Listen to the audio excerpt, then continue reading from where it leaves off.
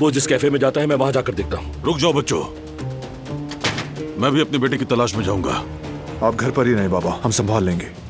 जवान लड़का कहीं बैठा होगा, इतने परेशान होने की क्या जरूरत है? मेरा मतलब ये नहीं कि तलाश ना करो, करो जरूर, बस घबराहट मत फैलाओ। वरन मैं घर पर हाथ धरे नहीं बैठ सकता।